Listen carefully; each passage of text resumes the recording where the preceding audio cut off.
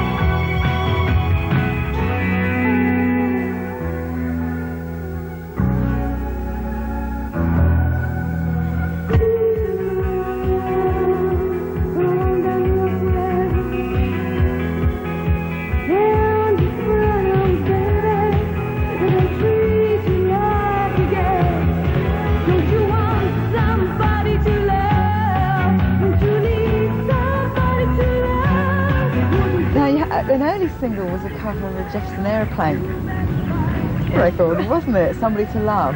Why did you choose that particular song? Oh, we were young, young and naive.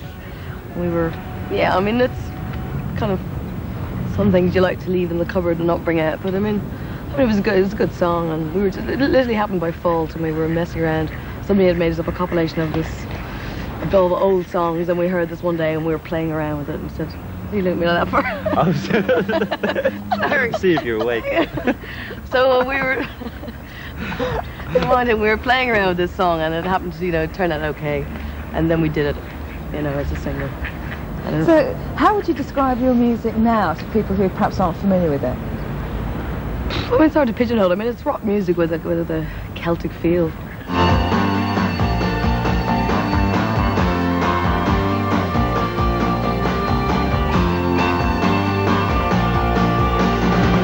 So the new single, All I Wanted, which is, I think, personally, in my humble opinion, I love it. I think it's great. Now, what's it about? Is it about anything particular? Well, Martin wrote it. It's about. You want to talk about it?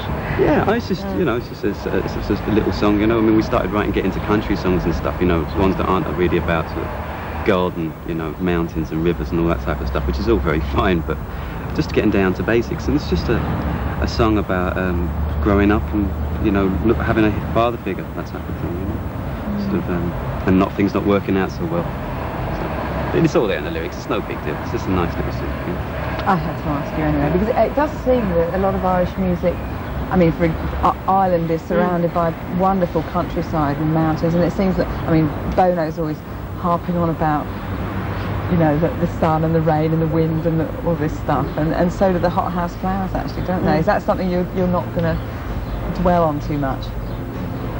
It's just not our style of writing, you know. I mean, that's sort of romantic school of sort of writing is grand, you know. I mean, there's a lot of good poets and a lot of good records came out of that, but it's not what we're about. I want to know about the connection with U2, obviously, Who? and how he helped you. Who to? U2. Well, basically it started off as U2 brought out an independent record label called Mother Records, and we happened to be the first band. They made our first record for us, and ever since then we've played a few gigs with them over the last summer and stuff like that. So, and you sang backing, didn't you, with Bono on a Bob Dylan concert? Oh, that was, yeah, it was just the last minute. It was just we were asked to get up and sing, and I didn't know what it was, and I said, "What's the song?" And he said, "Just sing anything, you know, na na na na." So I got up, you know, 6,000 people singing na na na, and then found out afterwards that it was leopard skin pillbox hat. But I mean, obviously U2 have helped you a great deal, and they help a lot of Irish bands, I know. But how do you feel about the fact that U2 is literally synonymous with Irish music? Is it something that you're trying to fight against at all? Well, a lot of places you go to, like America, like a lot of people don't know where Ireland is, you know, sort of outside, you know what I mean? So they sort of put the place on, you know, on the map and stuff. It's not a problem because we don't sound like them. I mean, if we sort of that style of band, it would be a bit of a problem, but you know, they don't play sort of Celtic music either. So.